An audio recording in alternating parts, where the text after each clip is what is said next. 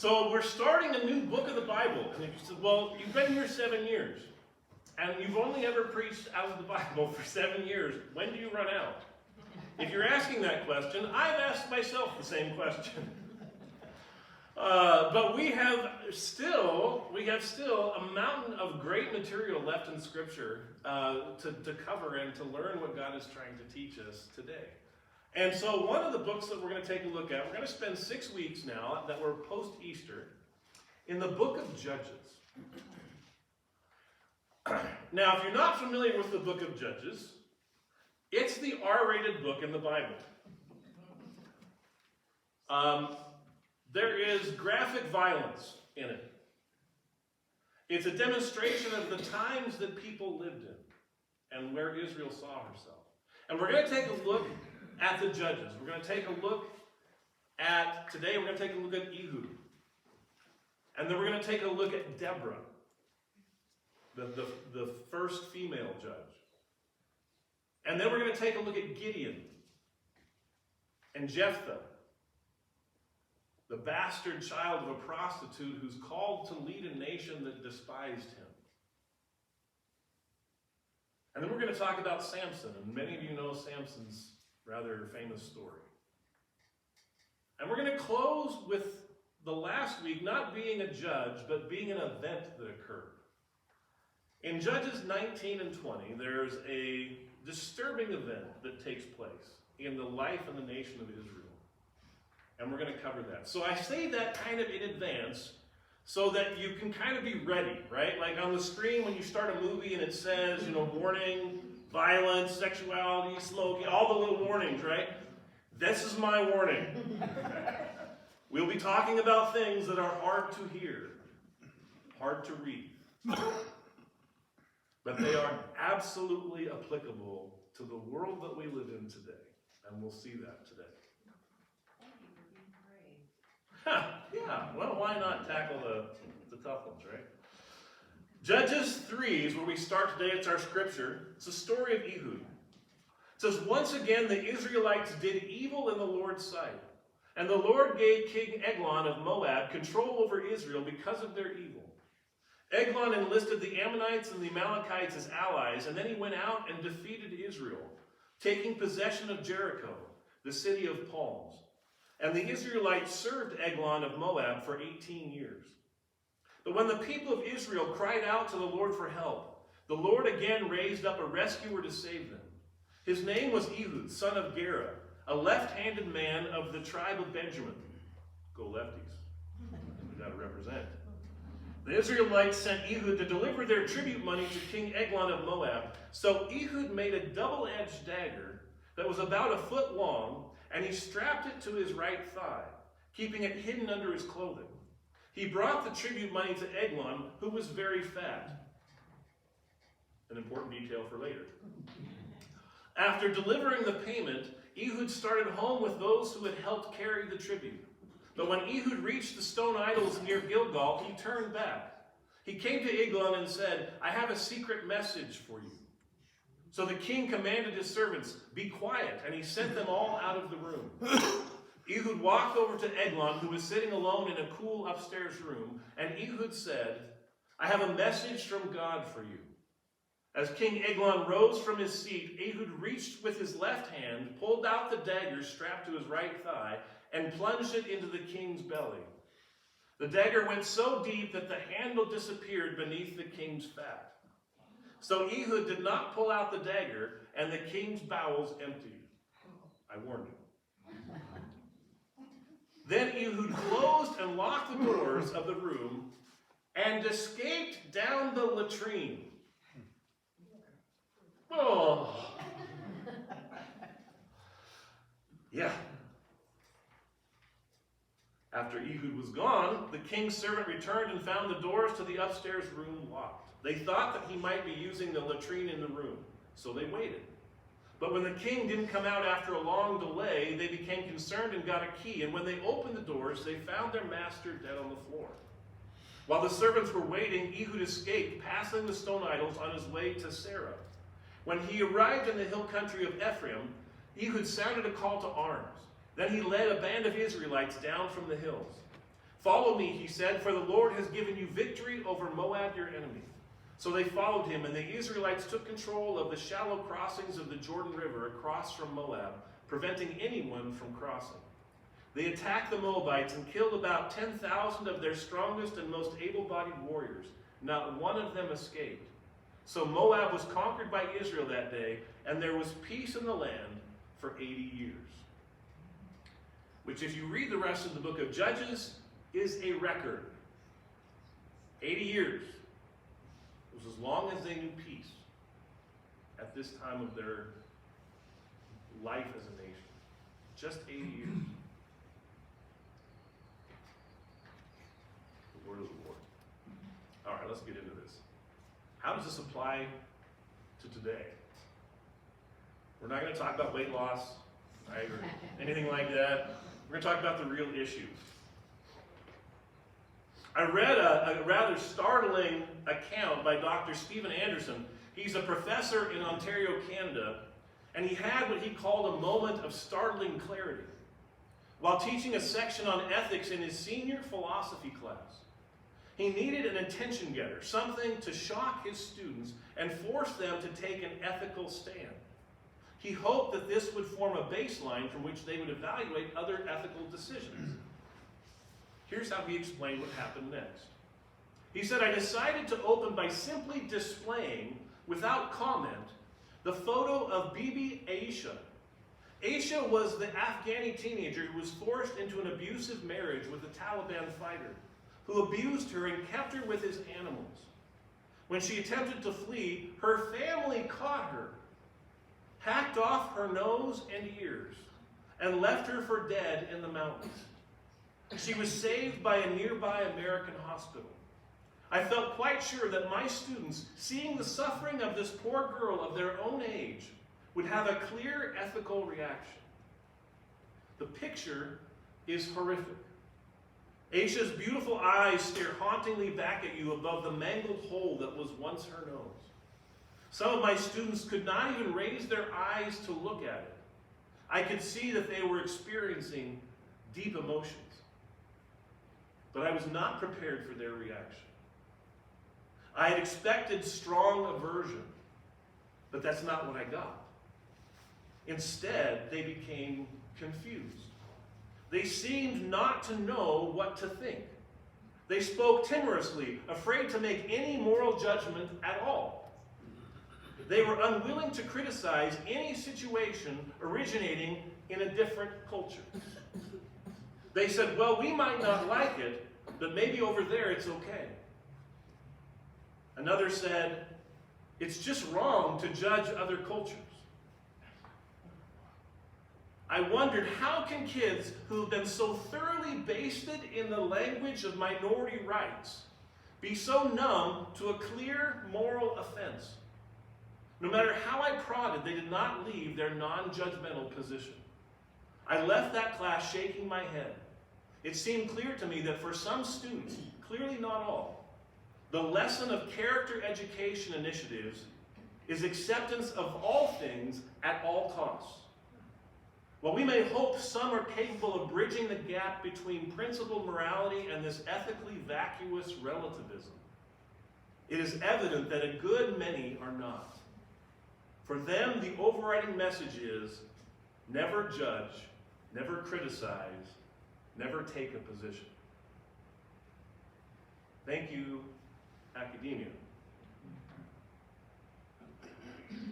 You see, we live in a world and a culture that has adopted the philosophies and ideas of postmodernism and relativism. And if you're not sure what I'm talking about, you only have to look at the moral issues of our day. For generations, we as Americans have debated the morality of a mother killing her unborn child, or potential unborn baby. We're told that pregnancy is nothing more than a collection of foreign cells growing inside a woman's body. No different than cancer. Such is the wisdom of our day. And yet I struggle with the grief that I see my wife encounter when that collection of cells unexpectedly dies and the parents' lives come to a crashing halt. We're told that all belief systems are equally valid, and no one way of looking at things is better than the other. This is called moral or philosophical relativism. And here's the thing. It's not that new.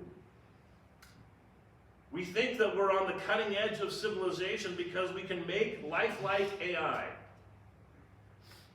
But most of our new ideas are just recycled old ones that never worked in the past anyway.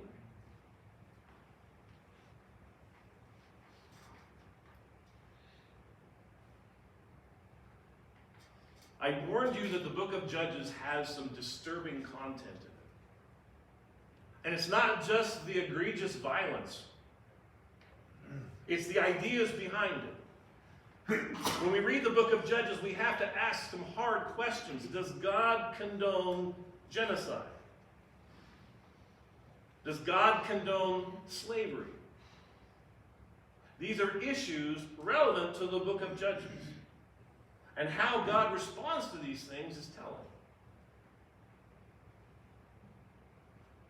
And what are we supposed to do? What are we supposed to learn as 20th century Americans from this book written over 3,000 years ago? I'm glad you asked. Let's jump right in. The first thing you have to understand about the book of Judges is the setting. Judges occurs after Moses delivers Israel to the promised land, and Joshua and the greatest generation. That's how Israel thought of Joshua's generation. They were the greatest generation in Israel's history. After Joshua and the greatest generation drive out or kill all those who once resided in the promised land. And before the times when Israel became a monarchy and had a king to lead them. When we start reading the book of Judges, something becomes immediately apparent. Joshua and the greatest generation were not entirely successful, even though that's what they advertised. We see in the opening chapter that the Israelites are living in the hill country. They're hiding out in caves and defensible positions. They're not out on the plains in the farms. They're living out of caves. And it describes the tribes in the hill country fighting the Canaanites who lived near them and being victorious over the Canaanites. The most obvious question is, if Joshua and that generation drove out or killed all the inhabitants of the land, then why are there Canaanites still living there? And we find out quickly, it's not just the Canaanites. There's lots of folks still living in the promised land that Joshua and the greatest generation supposedly had driven out or killed. So the first thing we have to take a look at is when we look at the book of Joshua, of course, the big question with the book of Joshua is always, does God condone genocide? Because it talks about God telling Joshua to go into the land of Canaan and to drive out or kill all the inhabitants there, men, women, children. Everybody. If that doesn't make you a little uncomfortable, I'm not sure what to say. What do we do with that? Well, here's what we know. They didn't drive them all out and commit genocide because they're all still there. And their kids are the ones dealing with it now. And this is a big problem. It's tough when our heroes become human, isn't it?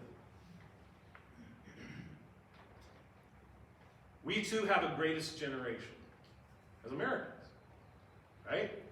They endured the Great Depression only to fight and bleed on the shores of Europe and in the Pacific, fighting the Nazis and Imperial Japan.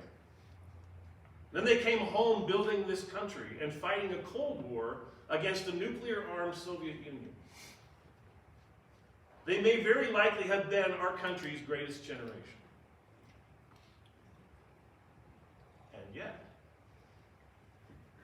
they had their flaws too, didn't they? They didn't want to eat or sit on the bus next to a black person. And today they are viewed, unfortunately, with kind of a mixed reaction. We try to build up our heroes, but the reality is they're human just like us.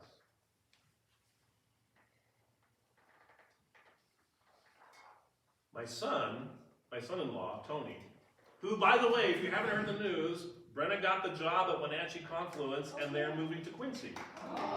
So I think we'll all be seeing more of my daughter and son-in-law and granddaughter. So we're really excited. My son-in-law, who's a retired Marine, although I'm told once a Marine, always a Marine. Correct? My son-in-law told me this saying, and I have remembered it, which is quite a feat because I don't remember much. He said, strong men make easy times. Easy times make weak men. Weak men make hard times. Hard times make strong men. And the question is, where in that cycle are we now?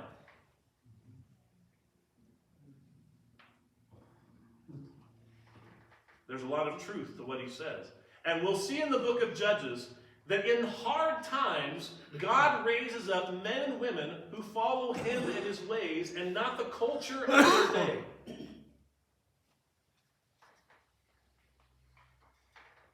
And this is relevant to us today because the reality is that the philosophies and ideas that were present in Israel at the time of the Judges and in their neighboring Canaanites and Amalekites and all those other people around them, that the same philosophies and ideas that they had then are the same philosophies and ideas repackaged that we are living by today in our country.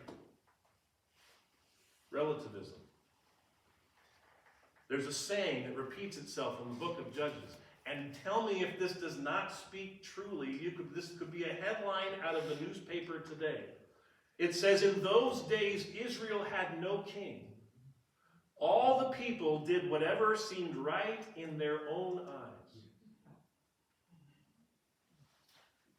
How do you have a functioning society when everyone just does what they think is right?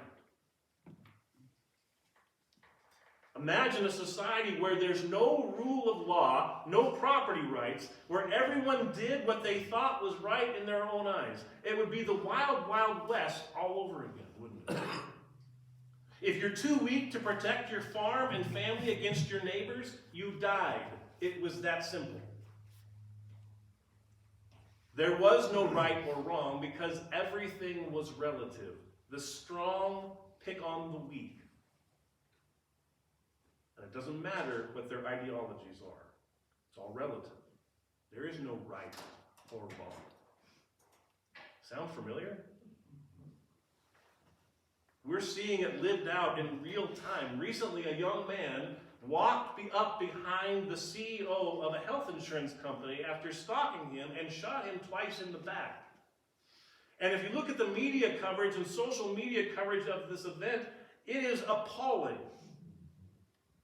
There is a cacophony of people. And I'm sorry if you disagree with me on this, I'm just going to say it.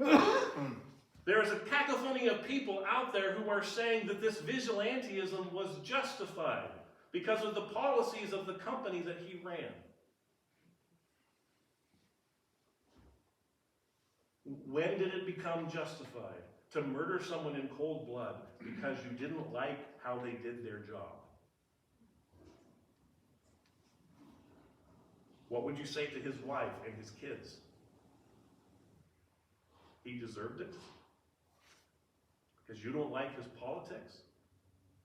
Or his performance at work?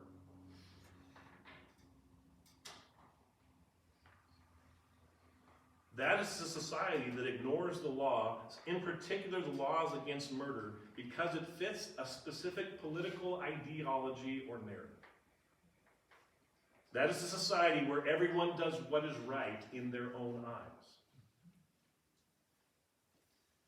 There's a second problem in Israel, as if relative morality wasn't enough. The people in the land who are still there, the ones that were supposed to be driven out, the people they are living with and giving their sons and daughters to in marriage, worship pagan gods. And you might say, well, as long as they all get along, what's the problem, right? Well, here's the problem. The worship of Yahweh, which Moses firmly establishes as the religion of Israel, is completely in conflict with the pagan religions of the Promised Land. Here's an example. Yahweh demanded sacrifices, the best of their livestock. It was an expression both of giving of your wealth back to God, the one who gave it to you, which we understand that. And it was representative of the fact that they believed that there was power, that the life of a person, what motivated a person's body, was in the blood. And that sin caused death. That where there was sin, something had to die. So in Moses' religion that he gives to Israel, he says, substitutionary sacrifice. This animal, this fine, unblemished animal, will die in place of you. Its blood in place of your blood, because sin has a cost. And people understood that. And so they gave sacrifices because they understood that sin brought death. And in this case, it was a substitutionary kind of atonement. The pagan Canaanites, Amalekites, Moabites believed and worshipped in the Baals and Chemosh and Ashtoreth, these fertility gods. Chemosh, they would build an altar out of bronze, stoke the back of it full of wood, and when it got nice and hot, they would sacrifice their children on it, like a giant frying pan. What does Yahweh have in common with Baal? Now you could say, well, all religions are equal. Are they? Where did we come up with that? It seems like kind of just an easy way to not have to talk about it or think about it, doesn't it? Until you're face to face with something where all of a sudden you go, this is evil. I don't care if it's dressed up as religion. And how they practiced their religion was a form of magic. They worshipped and they offered in certain ways to get certain things from God. It wasn't because of their sin, it's because they wanted something. They wanted a better harvest. They wanted bigger herds. They wanted more wealth. And if they wanted it badly enough, they would stop sacrificing animals and they would sacrifice children.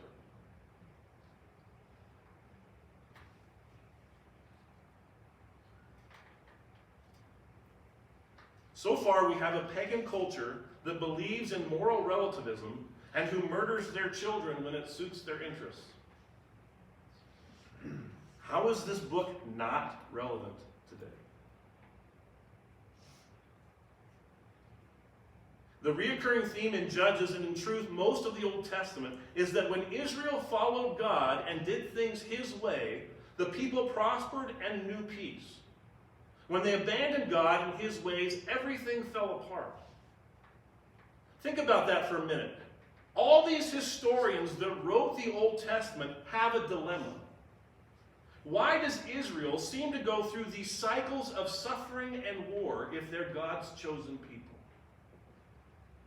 And the historians look at the history of Israel and they see a pattern. Because humans like patterns. And they notice this pattern that every time Israel returned to God, there was peace in the land and there was prosperity. And every time they devolved into the chaos and the religions of the people that they lived with, and they left the following God, they were oppressed, they were enslaved, and they lost battle after battle after battle. And the historians looked at that and said, we don't think it's that hard to figure out.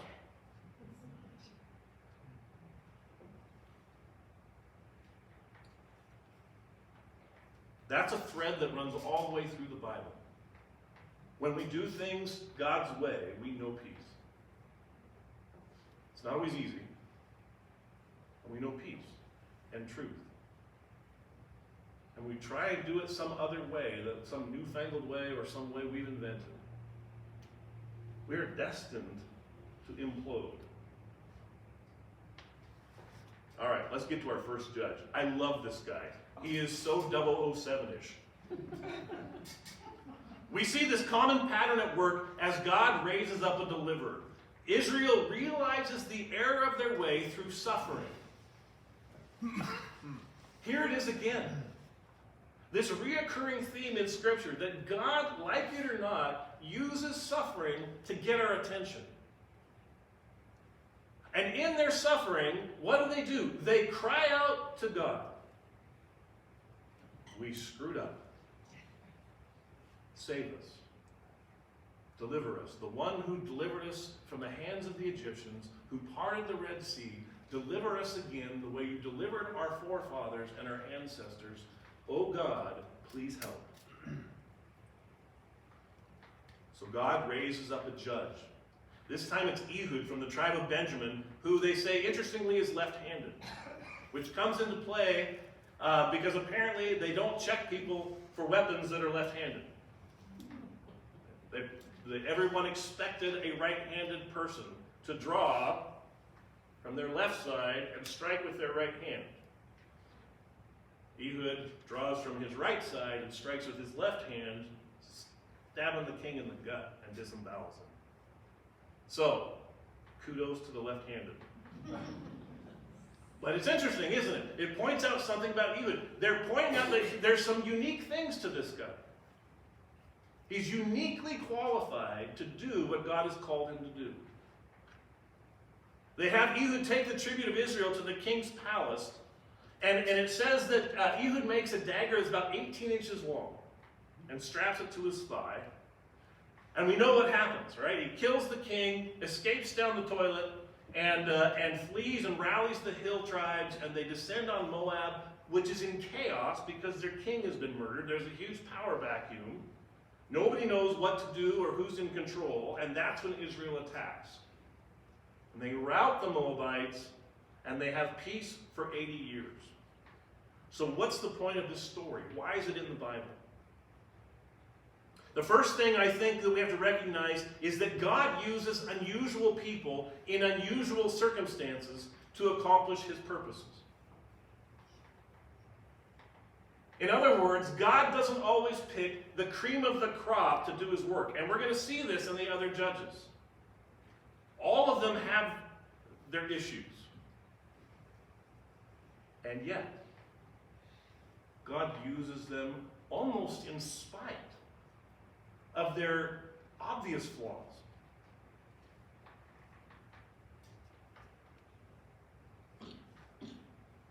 Too often, I think we miss the point of being used by God. It's not our greatness that God uses, but rather those things about us which make us uniquely suited to the task. Look at Moses. Moses was a murderer. We forget that. Moses was a murderer, but he was also a shepherd for 40 years. He spent an entire career as a shepherd leading sheep that are constantly wandering off. You think that didn't come in handy, leading the people of Israel through the desert? I bet he had a whole list of sayings, like dad sayings, as he led them through the wilderness from his shepherding days. And God will use him, a murderer, to lead the people out of slavery and into life. I think too often we look at ourselves and we don't really think that God can or will use someone like us. Maybe we're too old. Maybe we're too broken. Maybe we've tried to say and do all the things and they still tune us out.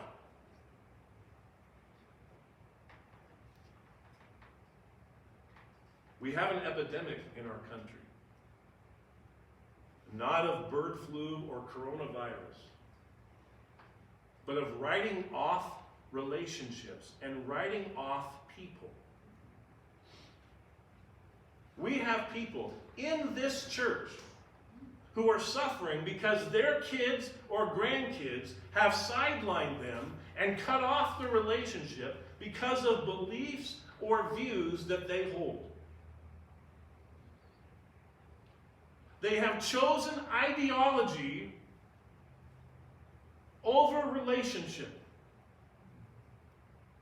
And it is an epidemic. If that is you, I will tell you right now, you are not alone.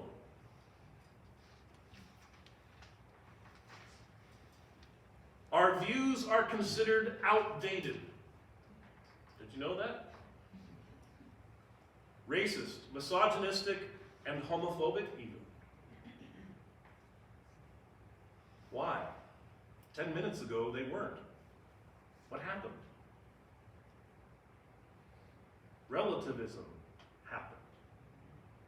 The absence of the pursuit of truth occurred. Our logic is now dictated by how we feel about something. We're told to be good and to do good. However, good has become whatever we believe it to be.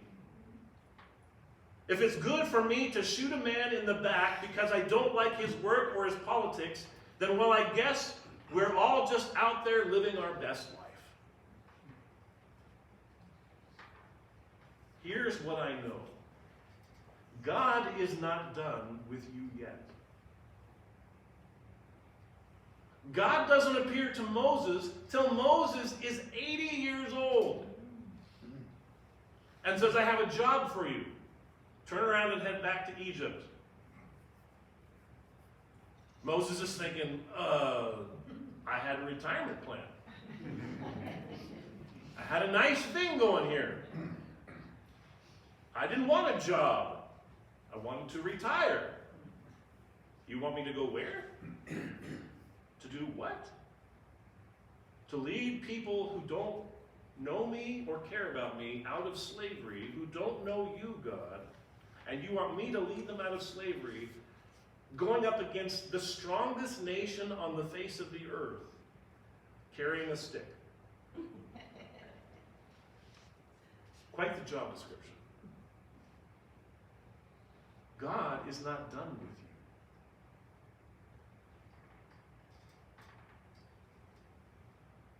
you. You ever wonder why God didn't use Moses in his prime? Get him in his 40s, right? Let him lead Israel for 80 years. Because maybe, just maybe, if God had used Moses before Moses was ready, it would have ruined him. All that power and all that authority, Moses wasn't ready for it until he was 80 years old. And he had learned some things about life and humility and experience.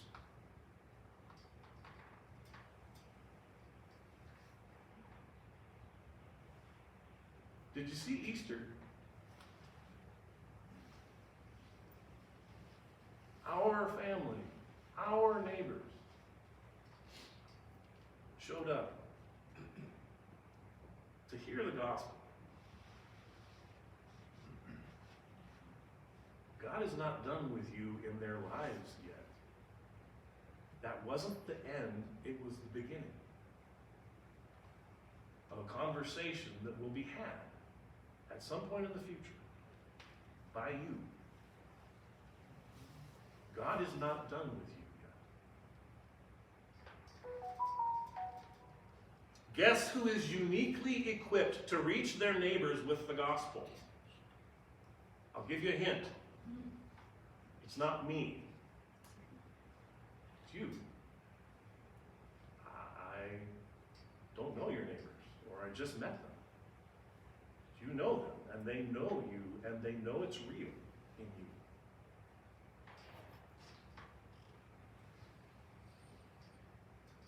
So God uses crooked sticks to draw straight lines. There's something else here to consider as well. And it has to do with the impact of idolatry on a people. Israel falls into the paganism of the people around them, and they begin to forget who they are. Until their suffering is so great that it drives them back to the God who loves them and he delivers them. how great will our suffering have to become?